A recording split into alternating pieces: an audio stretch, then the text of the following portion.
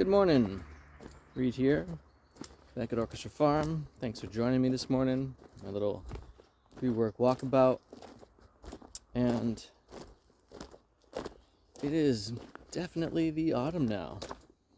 Not only has the equinox taken place, but the cool weather is here, and it's been raining a fair bit more, which is fantastic. And I'm just gearing up for what seems like it'll be a wonderful winter. That's my take anyway. And by the time you get this video, I will have done my workshop, and my wife is preparing to do her own series of things. Now check this out. We have some serious standing water here, which for mowing down this, we're still waiting for the tractor to get fixed up. It's actually sketchy. Maybe no tractor coming down here. Yeah, that's a pretty deep puddle. Fascinating. We'll see how that all plays out. Anyway, and so she read me some of, I guess what's referred to as copy for the marketing essentially that she's putting together. And the marketing for my workshop was, let's say, pretty terrible. But when I heard hers, I realized, when people say that it's storytelling, it's starting to click in my brain what that means and how to go about that. And, we'll let the farm be fallow this year, which,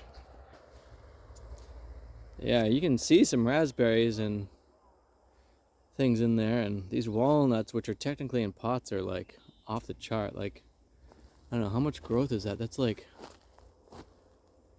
close to 2 feet worth of growth on these guys. We'll see if they're actually movable or not. I don't know if you can see the hickory that's in there, and I've talked about the pawpaw that's entirely buried. I'm not sure how that's doing. I know those things. But when I was a kid, I was really fortunate in the realm that my mom always kept a garden, and beside that garden was a stand of wild asparagus. And I can still viscerally recall going over to that wild asparagus, picking off a stalk and munching into it. And it was just the most wonderful thing I've ever tasted. Still to this day, it still feels like the most wonderful thing I've ever tasted.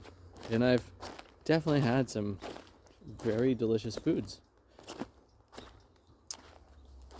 And that moment really clarified for me the importance of my food. And not just like having, quality produced food, but also the wild foods.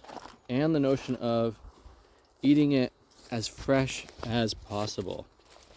Like, the closer to the moment when you've taken the life of that plant or animal and can eat it, the better. Or the quicker you can freeze it to keep it in its optimal state, the better. And, in regards to my workshop, which is not about food, but about grounding the creative,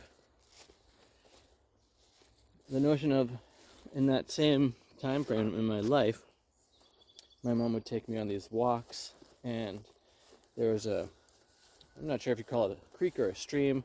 It was a small flowing bit of water, and there's all these turtles in it, and there's some giant boulders that I would go and crawl on and climb on. And the joy of watching the ripples in the water and the rhythms and patterns that they would make.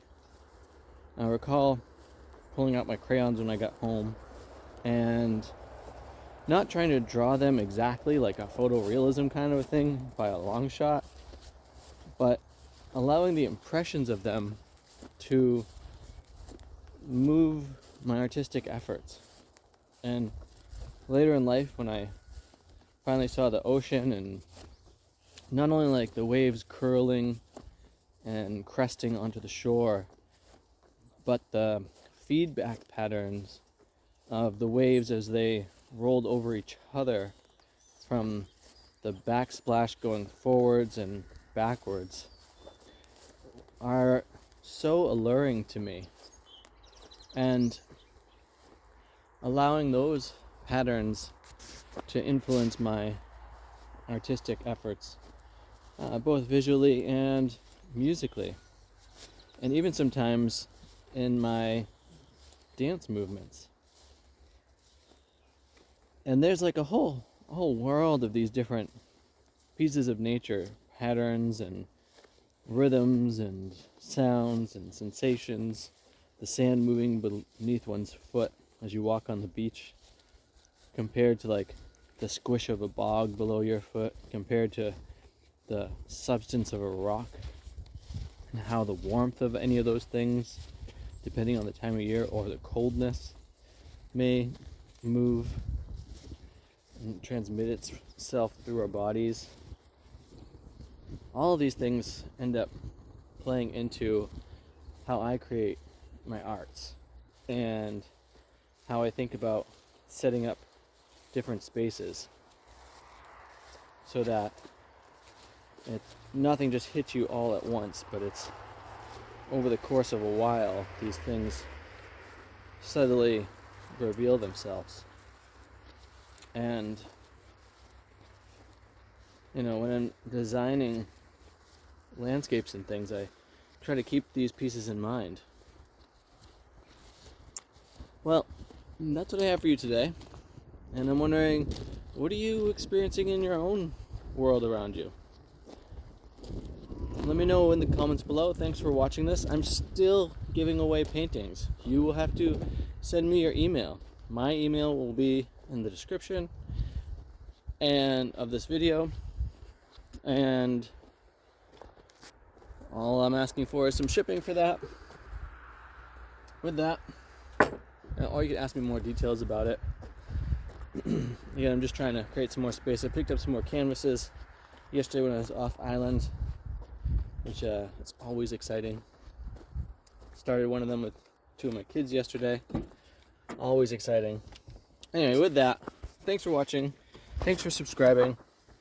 And have too much fun.